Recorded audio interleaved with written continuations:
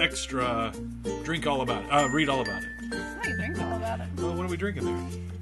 I'm drinking the Mango Wheat Brewer Select Blue Moon. Ooh, And I waited to have my first sip. right on. It tastes like mango. Really? I mean, you want to try it? That's okay. Because I'm going with a cheap ass selection. You might know this from our fine grocery. That's right. Aldi Grocer Aldi. makes Winking Owl, which is okay. The owl is winking because it's like, we know it's bad. That's right. But if you have enough of it, Would you like won't some care. wine? And it's like, no. It's better than the Kroger we were just talking about this. It's better than the Kroger $3 wine. Unless you get the Pinot Grigio. Okay, you like the Pinot Personally. Grigio. All I've had is the Cabernet. No, I'm sorry, the Pinot Noir. Yeah. And it was like sulfite flavored. It would just have this uncomfortable chemical flavor that I didn't care for at all. But this is okay. I let it breathe and it got a lot better. It's I love $3, you know. I didn't actually try it because I'm allergic to red wine, Right. which is the saddest thing I've ever heard in my entire life. I have the white one. We can pop the white one next week. The 'cause perfect. I'm in no hurry to open the. I'm in no hurry to open another one of that brand anytime soon. So anyhow, welcome to the Extra Hometown East Tennessee Extra. This is where we talk about whatever we want. Just general conversation. And we're talking about in the episode. If you saw episode 17, maybe changing it up a little bit. Eventually moving into more pre-recorded interviews with people, just so we can get to the people that we want to talk to. Mm-hmm. And this, however, will stay completely unorganized and off the top of our heads. Just might as well. Right. But but folks are watching it, and Yeah. and we appreciate everybody that is stuck with it and watch the Extra. There we go. Want to make sure I got our chat room up. If you're joining us in the chat room, welcome back. Mm-hmm. On the wrong screen.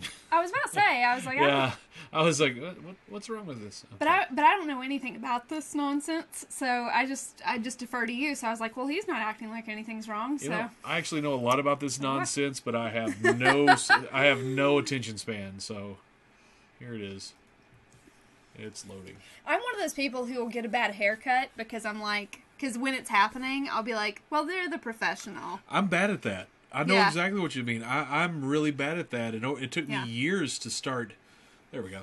It took me years to start saying, no, I'm not happy with that. Yeah. Even though you're the professional, let's talk about this. Yeah.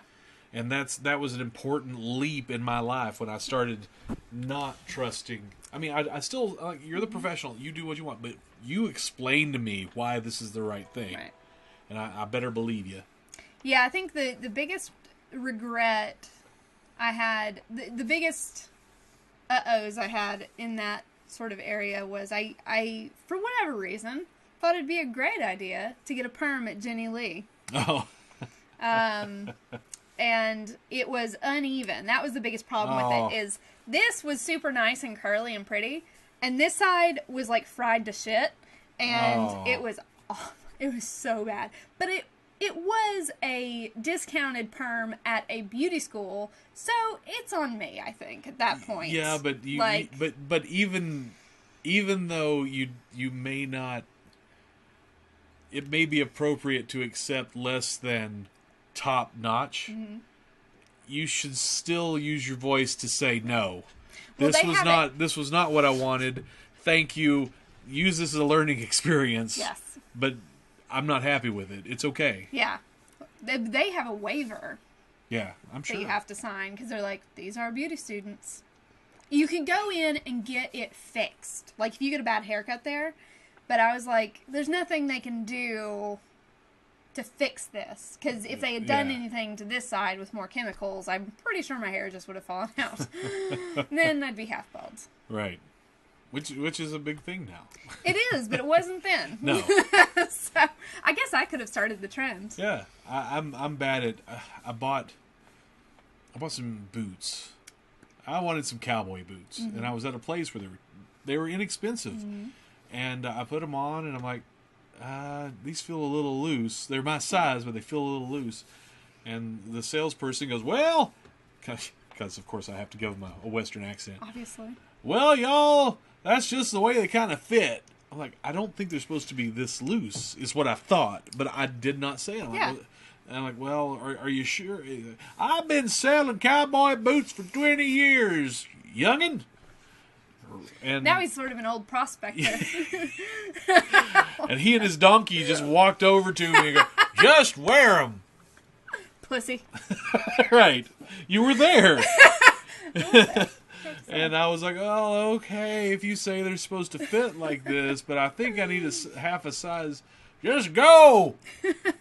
And don't come back to this mine. It was just a ghost, really. Yeah, and it turns out Old Man Prospector, he hasn't worked here in 50 years. Just wreaking... Something bad happened in his life, and he's just wreaking vengeance by selling people bad boots. I think what happened was he bought boots that were too big and tried to walk down a hill. Yeah, because holy crap, the first time I tried to go down any kind of incline, the boots rolled because they were too big, and I just about killed my damn self. That'll happen.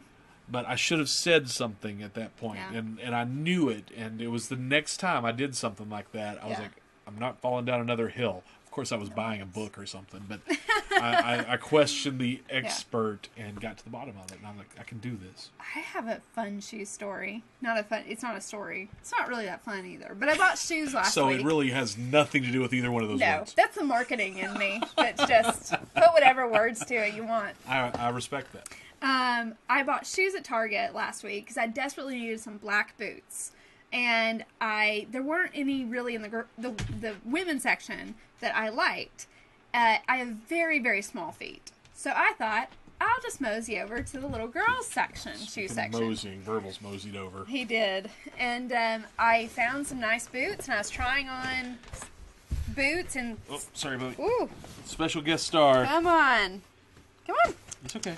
Come on. Oh, now that I say it... He said, well, it was okay until you said something. I know. He said I didn't... He was like, I didn't want you to want me to come up here. This is what happens when you record shows in your apartment. Yeah, je dis to pupper. Spay But dogs. I was trying on little girl shoes, fitting, and this family was in the row with me, and I think they thought I was buying shoes for a little human that they often call children.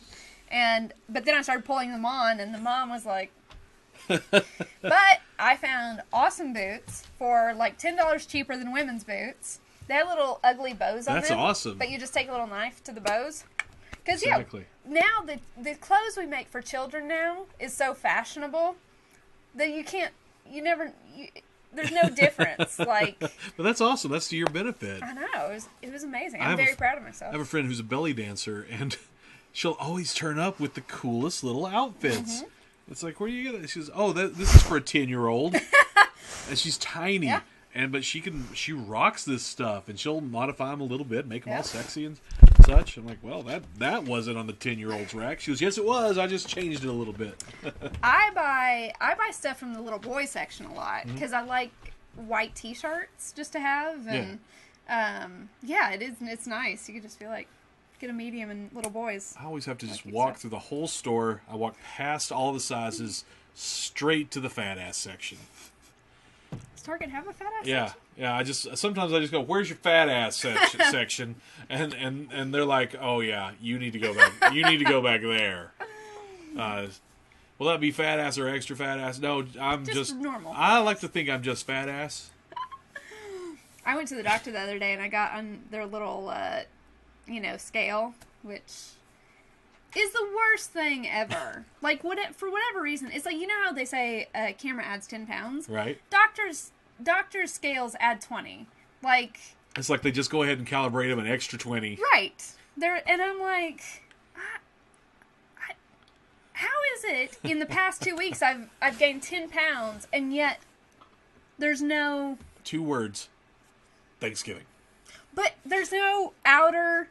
I'm just more dense, apparently. Like, I got on there and I was like, what the hell? I had one of my favorite jokes, and I don't use it much anymore because people get so offended so easily, was I just lost so many pounds. I said, did you look behind you? That's an old Rodney Dangerfield joke that I love. I last year, not so much this year, but last year at this time, I had gotten down to my high school weight. Oh, wow. I was when I chose the name Big Daddy Voodoo, I was really big, Yeah. and I had some health problems, had to lose a lot of weight, kind of gained some back lately, but It was the holidays. the day that I could wear, I still have pants from when I was in high school that I outgrew, and I put them on again, and they fit, and I was like, Nice. wow, this is real. I wish Yeah. I could say there was some miracle fad diet, but there's not. It was Yeah. it was yoga and trying to eat right. Well, that's the thing. It drives me crazy. So my mom's a dietitian, and it drives me so crazy when people ask me how I stay fit, and I'm like, well, I eat right and I exercise. Like, there's no... So many people just want to hear, Take this pill. yeah, or I started doing Jenny Lee, or Yeah. no. Yeah, and luckily I've always been blessed with great personal willpower. I can set my mind to changing a behavior for myself, and I can do it. I was diagnosed as diabetic. They said you're going to have to get these numbers down to get over all of these all these different afflictions that I had. And I was like, all right, switch flipped. Yep. And I managed to do it. I Yep. mean, I- whenever I get too sad or too happy, it screws it up. But if I stay right down the middle, it works. And then when I had the heart attack, they're like, everything that you can eat, you can no longer eat that. Sad. So I changed around and started doing it again. I'm getting it locked in Yeah. finally. There's always a high and low as I'm trying to dial it in. Well, you know what? Yeah, what they say, of course, is that if you want to create a new habit, do it for 60 days. Yeah. Is that it? And that's what I do. I have to consciously say, no, Yeah. I'm not doing that. Even though it's harmless, I have to cut out everything around it. Yeah. And then over time, like when I cut out sugar, Mm-hmm. I cut out sugar. I made myself really sick to begin with because, like I said, it's low and high. Yeah. But I completely stopped consuming Mm-hmm. any sugar, Not even like fruit sugar? not even fruit. And so I started getting really sick because I was trying to eat a low Mm-hmm. carb diet and cut out sugar. And so I wasn't getting any of the sugars that I needed. Yeah. And it was making me sick. So I had to start eating more carbs. Yeah. And then I ate too many carbs, and then my Wow. numbers were off. But over time, I was able to, by completely saying no to everything, Mm-hmm. I got it dialed in, and I could start letting go a little bit. And finally, I got to a place where I was pretty happy. Yeah. My numbers stayed fairly stable That's really good. until I drank this. Yeah, I'm my willpower. I guess I have pretty good willpower, but I'm very reward oriented. Ah. Like, if I look in the mirror and I do think, oh, I've put on like 5 pounds, I'm pretty good about being like, okay, well, I'll just exercise super hard over the next few weeks, eat better, no problem. That's cool. Like, but That's great. I have friends that, whatever that is that causes people to be able to do that, they can't. I have friends that, one friend, and sad to say, a late friend, he's not around anymore, diagnosed with diabetes and could not change his eating habits. yeah, He could not. He Yeah. knew what he had to do. He had bought all of these special meal plans that were specifically tailored to his needs. He had paid a fortune, could not do it. He Yeah. would eat all of them and then have a cake, have a candy bar, have all of this extra sugar because Yeah. he never was able to dig down deep. And unfortunately, the diabetes won in the end. that sucks. I hated that for him because he had the choice, Yeah. but Well, I apparently find, didn't. I do find just substitution helpful. Mm-hmm. Like, for people who can't just cold turkey, like, I can't cold turkey a lot of things. But if I find a nice substitution, Yeah. I can do it that way. But yeah, I have a lot of friends who are the same way. I just can't, just the impulse issue of I think that's what it is. I think that's like- what it was. It's like, I want a sweet. I have a sweet. right. And There's then no- afterward, there's they may no be beat. like, yeah, it's just the need for automatic. Yeah. And Yeah. I've luckily always been able to, with work, Yeah. Well, everything's, pummel yeah. myself into a new pattern. And Yeah. I've always thought that's one of my strengths because I don't like getting caught in one routine. I don't like doing the same thing all the time. Yeah. I've said this before. I did a variety show. I have all these different things. I watch all these different shows, listen to different musics. Variety's what I do. Yep. And so it's like anything else. I can't eat the same thing every day. I can't go to the same place every day. Eventually, I just snap, and I have to figure out a new way to look at it, a new way to do it. Well, and really being able to change yourself is how you get stuff done. I mean, like, writing a novel, for example. Actually, it's a perfect example. Writing a novel, or doing anything artistic, takes it takes willpower, because you have to actually do it, even when it seems daunting. And the only way you do that is if you have the ability to deny yourself other things you may want. Like saying, oh, I really want to go out with my friends to get a drink tonight, but I'm going to sit down and make a web show. And that really hits me right in the heart, because when I was in my 20s and 30s, when I was writing all the time, and that's all I did, I wanted to write. Everything else fell to the side. I could not do anything else but write, because I still have all these voices that are telling me a story, and I have to get them out somehow. But now, in my late 30s, I quit everything. I gave up. I admit, I gave up on all the dreams and all the hopes. I'd spent every penny I ever had trying to do creative stuff. I'd lost all my friends trying to do creative stuff. I'd gotten to a point where I was destroying my own future by completely obsessing over what I've always wanted to do. Yeah. And so I had to stop. And like everything else in my life, I had to stop cold turkey. I had to put it down and put my brain somewhere else. And that's where roller derby announcing started. And that's where I grew it into something I was passionate about. I loved it. It turned out this was something that not only could I do it and get I could get full satisfaction out of it by myself. I didn't have to worry about other people helping me with it. Because for me, it was more than just writing, it was producing. But now, here I am. It's been 15 years since then, and I'm back, and I'm starting to write again. I don't have my discipline anymore. Yeah, it's you have to build it up. I cannot sit here like I used to. I could sit in front of the computer all day, writing all day. I could knock out 2-3 stories a day and love it. I can't sit down and finish one anymore. I've lost that because there's always something else I want to do. Yeah. It's terrible. I hate that I lost it. One of the most helpful things one of the most helpful bits of advice I was given in college was, if you want to write, you have to learn, or any artistic endeavor, you have to learn to say, I'm working. Even if you feel like a fraud, like if people invite you out at 8 o'clock at night on a Friday and you know you need to work, if you say, I'm working, instead of going, I'm writing or I'm doing whatever, because the big problem is, I'd say, I'm writing, and my friends would be like, oh, you can do that later. Yeah, that's not serious. I'd be like, yeah, they're right, I can do that later. But you can't. You can't do it later, because you get to be 60, 70, and you're like, oh, I never wrote that script I wanted to make. Right. So you have to, in saying you're working, also you hear it, and it becomes more legitimate to yourself, even though that seems silly. I'm working. I'm working. This is work. And where I switched over to public speaking, that's how I did it.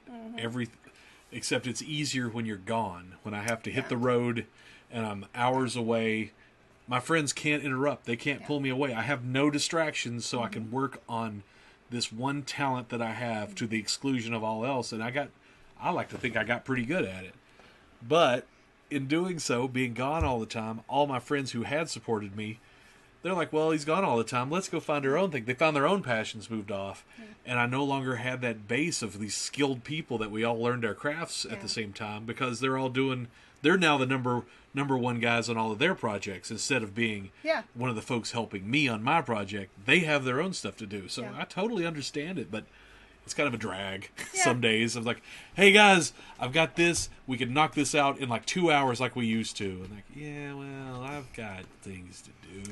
And they genuinely do. They're not avoiding me. It's just life. It's life is really. And a lot of them gave up. They're not even interested in that, in being creative anymore. Well, yeah, I mean, I have tons of friends. Not that just friends in general, that I am still getting used to the fact that, oh yeah, they have, like, kids now, and Right. can't just, like, go out for a midday bike ride or whatever. Right. And I really can't either. I mean, I have a job. But it's one of those things is that, yeah. But that can change because when kids, and I went through that, but I pushed through. I dated several women with kids, and so I had ringside seats to all this a few times. Is that they get to a point where you get to go back to who you used to be. Yeah. And you get a choice.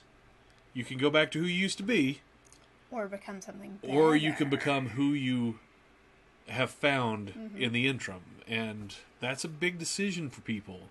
I mean, that when you finally are forced to take the reins of your life back, when you no longer have those distractions that you became to rely on, who are you now? Yeah. Are you your job? Are you your kids? Are you your passions? What are you? And that's a hard decision to make, especially when you get to be around my age. I'm pushing 50 now, and I know people that are still in that situation. See, yeah, that's part of what scares me about the idea of having kids. Like, I'm one of those rare people who I kind of don't care if I have kids or not. It's not that I actively really, really hate the idea or really, really love it. I'm just, if someone says kids to me, I go, yeah. Right. It's not a priority, maybe? Right. And to me, though, one of the most terrifying ideas about having children is that assumption that you have to put who you are on a shelf, because I know... I think that, personally, I think that's a false assumption. I think so, too. I have lots of friends who remain entirely themselves. They took a little more support. Yeah. It depends. Are you the sole caretaker of these kids? Do you have to make the money to pay for the school and for all this other stuff? And do you get any support? Can you think about other things? Yeah. Or are you scrambling all the time? Yeah. That's what makes that difference. Well, it's also, not the kids. It's also... The idea of having kids for me is I'm such an introvert that I need to be alone. And if I'm not alone, Right. I become a very unpleasant person to be around. Right. So I can't imagine just always having to, like, honestly, being a divorced mom might be more my speed. Just go straight to divorced mom. Just go straight to divorced mom, where they spend half the time with their dad. Right. And I'm like, I can see this that. works. I'll get it every other weekend, all right? Yeah, that's right. We'll be fine. Which one's mine? I love them regardless, probably. I've raised more than my fair share of other people's kids. I've had quite a bit of experience. My own baby sisters. I got a late start in life because my baby sisters were born 10 years. Let's see, I was 17 when they were born. So, I'm wow. 10 years older than one and 12 Yeah. years older than the other. I've got another sister who's only a couple years younger than me, but so me and the oldest sister ended up taking care of the two babies through our teenage years and our 20s. Mm-hmm. So we were taking care of these kids until they got out of high school, and Yeah. then suddenly it's like, oh crap, I don't really remember how to party. Oh. I mean, let me qualify that. I partied through the entire thing, but I'd never had to just worry about myself without constantly having to Yeah. run back home. As I go out, have a good time, I have to be home with this to take care of the kids, or to support my sister doing something so she can take care of the kids. And there was no longer that. And so then I dated some girls, and they had kids. And I'm like, oh, I already know how to do this. Yeah. You know, when they're teenagers, they're fun. As long as they're teenagers, you can have fun with them. Oh, see, I like kids. I like babies. I like toddlers for about Babies. a year, and then after that, I'm sort of like, yeah, you're all right. I guess. Toddlers are where it gets fun. When they're toddler, you kick them over, and they will pop right back up and laugh. It's like, yeah, this is where psychopaths are made. Yeah, but toddlers they get into so much trouble. Yeah. But then, you know, kids, to me, when that kid hits 10 years old is about prime. 9, 10 years old, because the kid they're a kid, they're having fun, they're imaginative, they're dreaming, hopefully they don't take things too seriously. The moment they hit 13, that's it. Well, it's sooner now. Well, in my experience, it was always 13. Yeah. They hit 13, and suddenly they they want to be an adult. Yeah. And it's not that they are an adult, it's just they want to be an adult, they want to be perceived as an adult. Yeah. And so all the fun goes out of it. And it becomes excruciating. And I've seen, I dated someone who had a kid who was a dream, and I still adore this kid, and every time she's like married to someone who's doing much better than I will ever do and living a great life. And I've known others that, God, their kids just went mad for a good 10 years. Oh, yeah. And they came back around.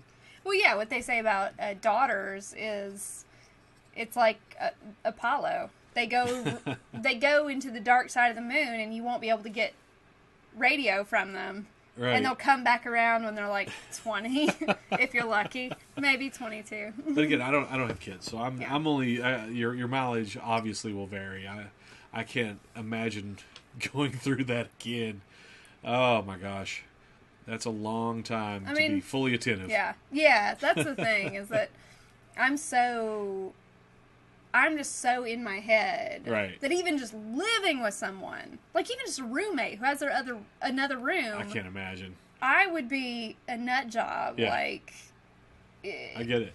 And that's why I hated living in the dorms. I lived with my brother in college, and that was okay. But I know when I wanted to write, so when I write, the house has to be clean. Like, I just can't have anything else on my mind. And if there's a plate in the sink, I have to wash it. And I know I'd be right in the middle of something, and someone would say something to me, and that's awful. It's awful to just suddenly be like... It's kind of like the equivalent of if you were asleep at like 3 a.m. and you're having an awesome dream, and just someone like takes your shoulders and just like shakes the shit out of you. You want some nachos? Yeah, that's exactly what it's like. Just you're awake when it happens. It's being distracted. Yeah, that's when I was writing it and disciplined. Mm-hmm. It didn't matter whether I was bothered by someone, if I was home, if I was away. I would go to bars where it was really noisy with a lot of people, and that was where I got some of my best stuff done because I could close it out. Yeah. But now I don't have the filter anymore. And although I can do anything else professionally, my job was to walk into a room of 100 people when there's a technical problem, wade through it without even noticing anyone, fixing the problem without any worries about pressures or anything, and move on. I can do. Yeah. I can write in places. Like, I can go to a coffee house or a bar to write. The problem happens when I have to be So you've made your nest. You're writing nest, and you get interrupted. But if I get interrupted by someone, like, I just have to... If I'm writing in a bar or a coffee house, I need to feel like I'm just a passive participant. That's a good point, because when I was writing at that coffee house bar, I may know the server who was working at the table, but I made it a point to pick a place where nobody's going to sit down and start talking to me. You're right. Well, and I used to write a ton at Acoustic Coffee House, and I just eventually had to stop because too many people would know me there, and every 5 minutes it'd be like, Bailey, hey, how are you? Which is great. It's great. I love having friends, but... Even, I'd sometimes, like, have my headphone in my hand, and it's amazing how many people wouldn't get, like, the hint that, you know, putting my headphone back in, leave me alone. and that's the thing now. You've been with me downtown. Mm-hmm. I can't do anything. I can't get any work done if I go out in public anymore because, I'm not bragging, but really, I just know so many people down there, and I love talking to them, so I'm not turning anybody away. It's just...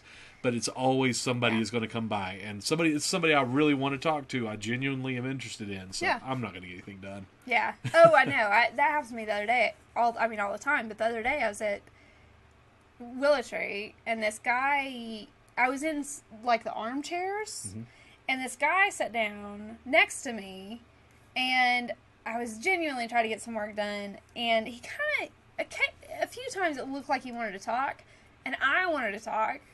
I didn't know him, but I was like, you know. Right. And I kept getting distracted, and eventually I left because I was like, I can't. Right. You know. You weren't focused on your task. So it doesn't even have to be people I know. It could just be someone who looks like they want to have a conversation, Right. and then I will be like, yes, I will have a conversation with this Also, person. then again, my work now, I don't write prose that way anymore. I'm writing a show. I'm planning my public speaking, and so what I'm doing is different because my stuff is always changing. It's not so much writing as planning. Yeah. It's like, here, if this happens, here's the contingency. If this happens, here's the contingency. Yeah. Everything I do is contingency plans anymore. But I have to have, stuff written for those contingency plans because I can't have silence. I can't drop the ball. I have to keep things moving. I can improv just fine.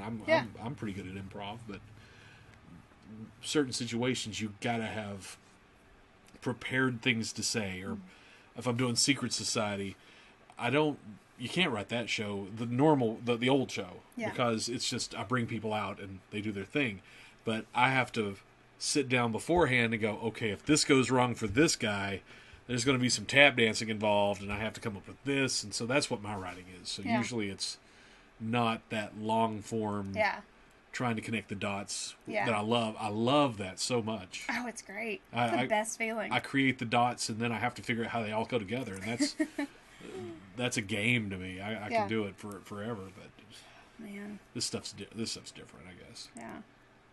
DJ Ray, no. From which one of us? He means you. Well, of course, me. He's got my autograph. It's my foot on his ass. What's funny is someone asked me the other day to sign a book for them, and I'm gonna do it. I mean, my book, not just a random book. Would you sign this copy of Great Expectations for me? Then I would think they were just trying to get my signature. Now, can I have your bank card? What's your social security number? Do you know it? But yeah, someone asked me to sign a book when they got it, and I was like, I mean, yeah, but it feels so weird. Like, oh, I know. It's such an odd. With what I do, I actually get autograph requests on a regular basis, especially when I do the big. I'm at Bristol Motor Speedway and 10,000 people for the monster truck race. Afterwards, people are in such a frenzy to get all the signatures of all the truck drivers. The completionists, will track me down, and they want my signature. And kids will always come up to me. And here's the weird thing: these kids, all they have is like a T-shirt they bought, and they want it signed. And so I got ballpoint pens signing children on their back. It's like, there you go, whatever. You won't know who. I'm signing it Big Daddy Voodoo. They'll never know who that is. Well, I used to have one of those little autograph books that you would get. Oh, cute. You'd take to Disney or whatever. And I know it's still around somewhere, but I don't really care about it because it's all like Mickey Mouse, which was probably just some random college student doing an internship. Right. But I've been to, I love going to sci-fi cons, and I went to Dragon Con for years, starting in '99. We started going to Dragon Con, and so I started meeting celebrities. It's just through mutual friends, or I'm in the right place at the right time. But in the early 2000s, I was always running into celebrities and getting to know them. And some of them I became friends with, and we would see each other at other cons. Yeah. And go, hey, I haven't seen you since this. And we'd catch up and reminisce. Never once thought of getting their autographs. Yeah, because you don't. Why would you? But I've only gotten 3 autographs ever. I rode off in 1982 to get Mr. T's autograph because I was a big fan of the A-Team. Of course. At Dragon Con, I got Sid Haig, who played Captain Howdy in House of a Thousand Corpses. He signed, I've got it over there somewhere. I used to have it up here. It says, I had him sign it, if I wanted to hear from an asshole, I'd fart. And he blew the line on the thing. And Tom Savini, one of my longtime movie idols. He was a great effects man who was also a good actor. But he did lots of genre horror stuff. And he was cool. And I'm standing in line, and he's talking to these girls, and he's Mr. Charm. He's a cool guy. And I was like, oh, this is going to be great. I've been wanting to talk to this guy forever. Now, keep in mind, all of these autographs at the time cost $14. They're up to like $20 now. Yeah. And so he's talking to these girls. He's like, you guys come back anytime now. I was like, Tom, I loved you in Knight Riders, one of his most obscure movies. Yeah. but truly one of the best. And I had some good. I thought I had some good stuff prepared because I wanted to know some stuff that only he would know. Mm-hmm. He's like, yeah. Oh. And he threw his picture at me and went on, and turned his back and walked away and looked at his phone. Dick. Dark. Andrew said I was thinking I should have my book shipped to Bailey first so I could get it signed. And I was going to say, Andrew, that Andrew read my first draft. Oh, cool. So I'd kind of planned to give you a book anyway. Don't screw this up, Andrew. So, if you can be patient. Keep your damn money. Yeah, keep your money. You, of all people, you deserve a wholesale book that I will eat the cost for. It may have a little cut out of the back of it, but don't worry about it. The covers may not quite fit. That's right. It's weird. You open it and it says proof across each page. No, totally kidding. About the proof thing, not the book. Yeah, the only person I've ever actually gotten a real autograph from was David Sedaris. Oh, that's cool. And it was a book signing. Yeah. And he was pretty interesting. My mom went before me, got her book signed. This was at Malaprops in Nashville, actually. Oh, cool.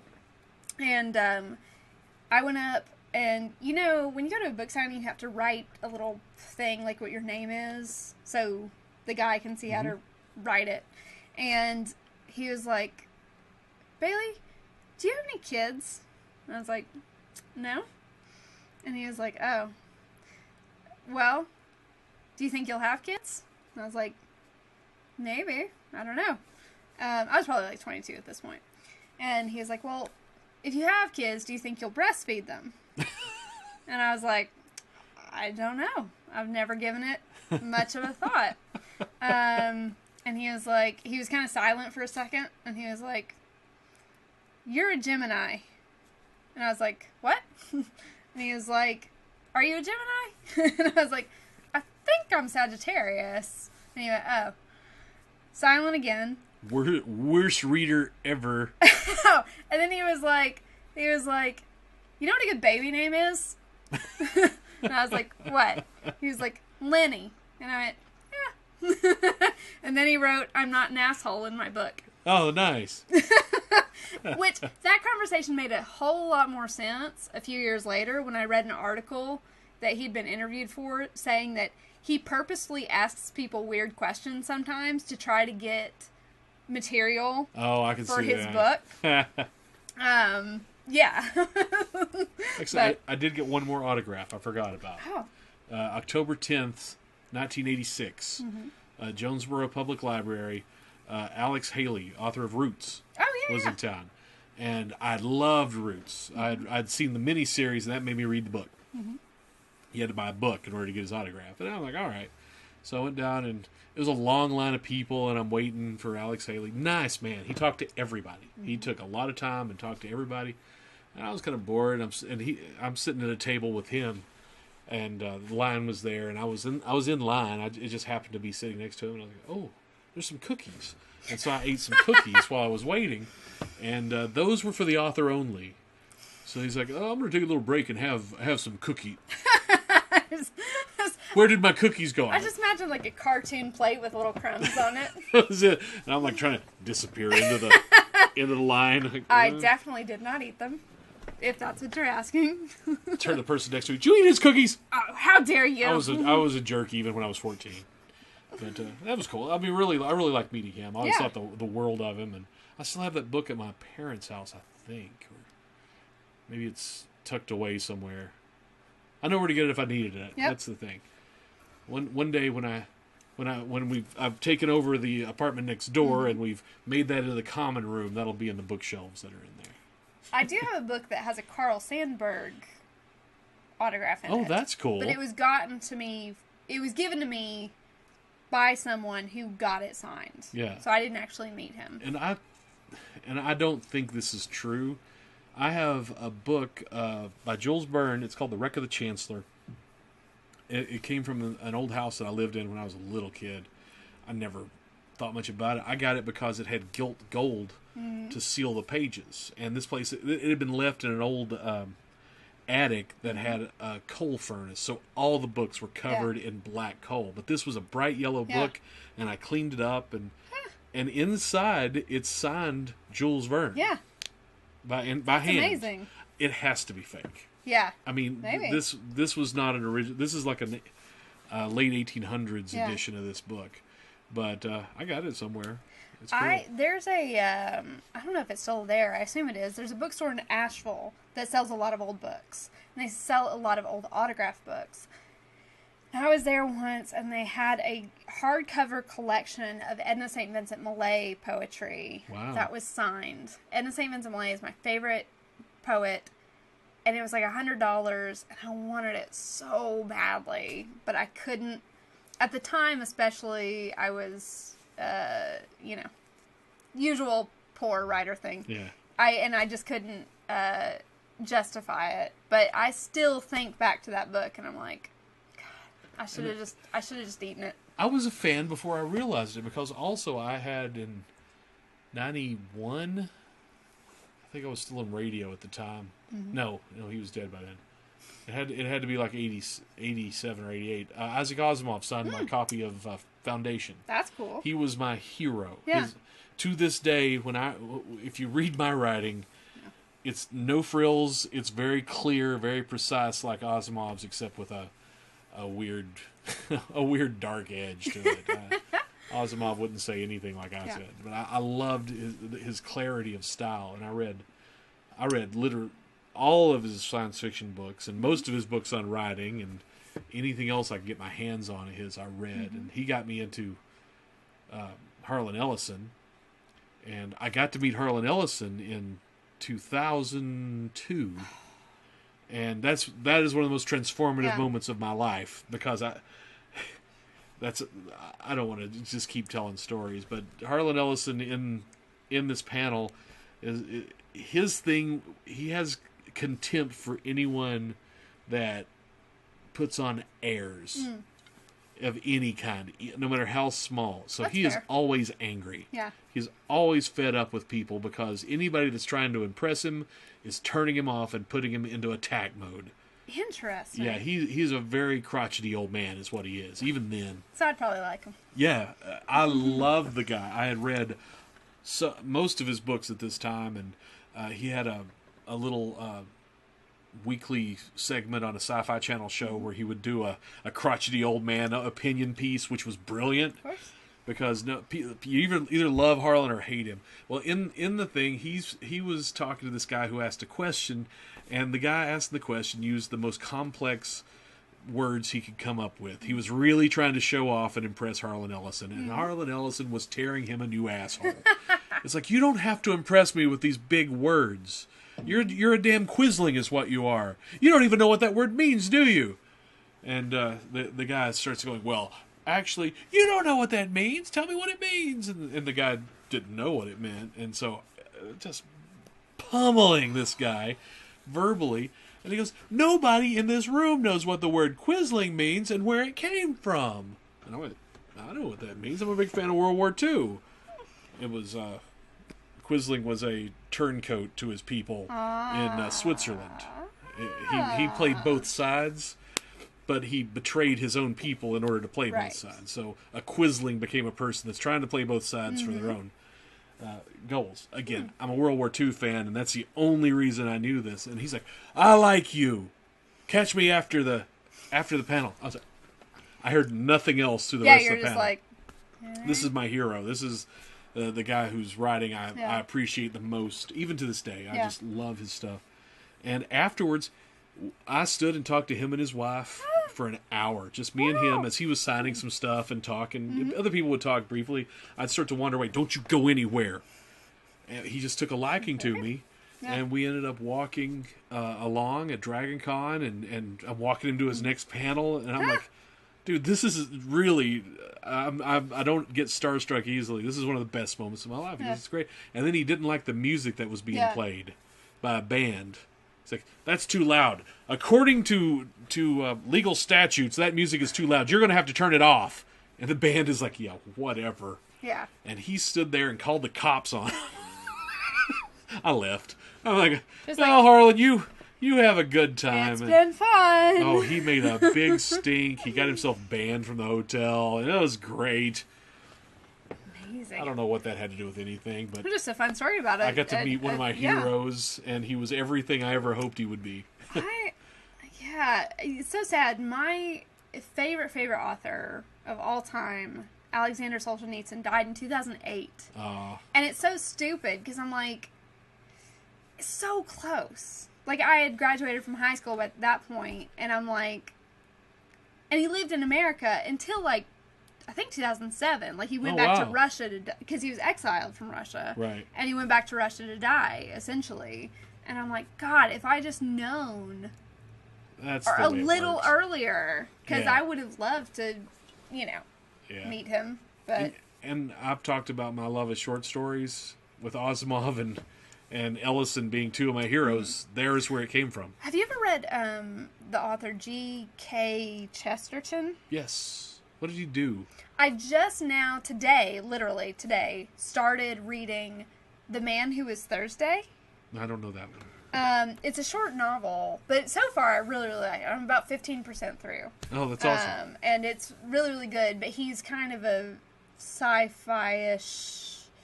I know him from something else. I know that name. Yeah. I'm reading it because my brother recommended it to me. And I was kind of like, oh, I'll give it a shot. But my brother and I don't really have the same taste in books. But I really love it. I read sci-fi short story omnibuses, so it could have been any one of these with, something in 10, there. 15 stories in each one of them. Mm-hmm. I've still got some over there that one day I'll get to. I can't get enough good short sci-fi stories. Yeah. I grew up reading Twilight Zone magazine, Asimov's science fiction magazine, all short form, and fell in love with it.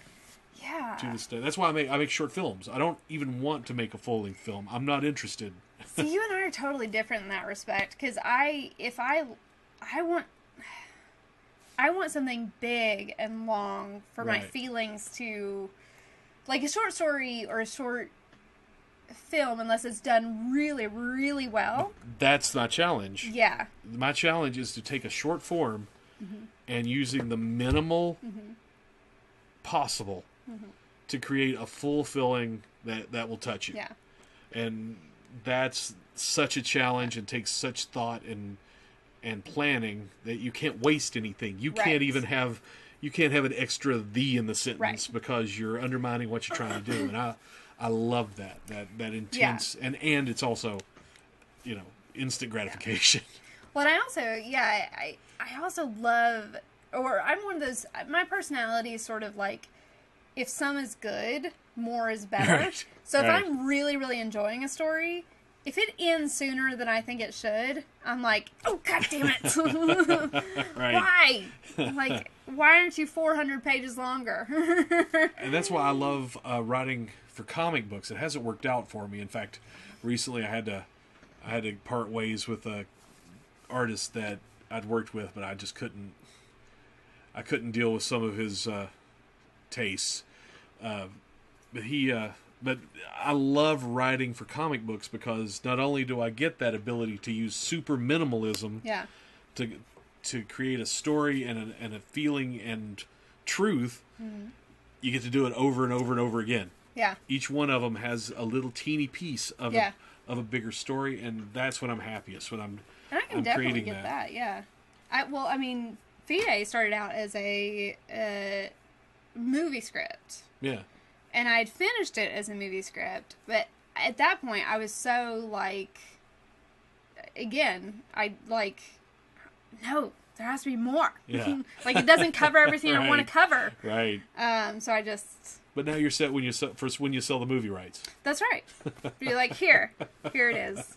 And the movie makers will be like, you don't know how to write a movie. We're just going to adapt it for you. DJ Ray says Mad Magazine, I think talking about the sci-fi magazines I was into. Yes, Mad Magazine was one of them. Because, again, very short. They have 3 pages to completely make a parody of Jaws.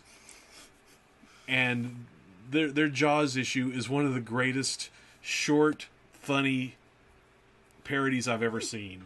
They nailed it in 1975, I think. It was brilliant, and it was way ahead of its time. I still have that issue somewhere. I have so many weird influences from when I was a kid. They never went away. Yeah.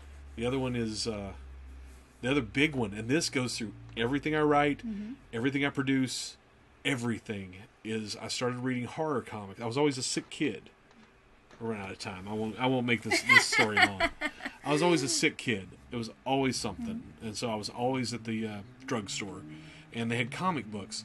I didn't want superheroes. They had horror comics. And so I read these 1970s horror comics, and it was always the same. Someone had a moral flaw in their character.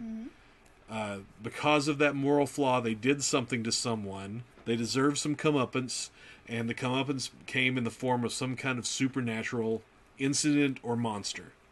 And over again, that formula worked, and I fell in love with those comics because they would tell these intricate stories of, it's like, okay, how is the betrayal in this one? Is it lovers that betray each other? Is it best friends? And it constantly explored the same dynamic, but it always put a different facade and a different scare into it. It always had to have a twist at the end, the Twilight Zone kind of twist, as we call it now.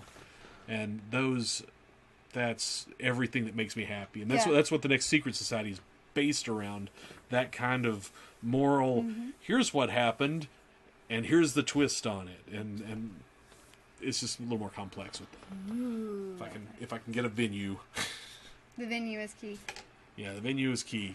And a practice space is key. And the people who actually come to practice. Key. Well, the way I have it planned is the only people that have to come to practice are the people that act in it. Perfect. And everybody else I would deal with individually through probably streaming video. Put them up, shoot it with your phone. Let me see it. Yeah. We'll work on it from there. Because this is what I used to do for a living. Is I would have to take care of things that I couldn't see or touch or look at the same time, and we had to tweak it and get it lined up so that when it was all brought together, it worked. And I think I can do it. And it's a little complex, but I think it'll be worth it if I can. I think it'll be good if I can get the pieces to fit together. And I'm working on it. I've got there's a new option in town. I hope to take advantage of it. You'll have to tell me after we turn. I will. It'll be pretty obvious. But that's about it, I think. Yeah, I mean, we've been going for a little while now. Thank you all for joining us for our extra. I don't even know what the consistency of this episode. What? I mean, yesterday was my birthday. Oh, that's right. Happy birthday. Did you have a good birthday? I believe I did. It's not like this is recorded last Thursday or anything. No, I'm sure I had a great weekend. Yes, it is now December 5th. And I'm now 29. A Tuesday, and I am still older than dirt. Yeah, no change there. Thanks for joining us, chat room. DJ Ray, we appreciate you talking to us. Andrew, thank you. Remember, hold out for that book. You'll be glad you did. I'll sign it too if you want. Just in the very back. It's like Bailey's not looking. Shannon. Ha ha. I like the idea that someone, like, in 50 years will pick it up at, like, a Mr. K's, and they'll be like, oh, Bailey signed this. Who the fuck is Shannon? What the hell does that mean? Some asshole wrote in this book. Yep. That's the way it works. Thank y'all. We'll see you next week. Next Thursday, 8 o'clock. We'll do it again for Hometown East Tennessee, episode 18. Andrew says in the chat room, that'd be pretty funny. Yeah, I thought so. Night, everybody. Bye.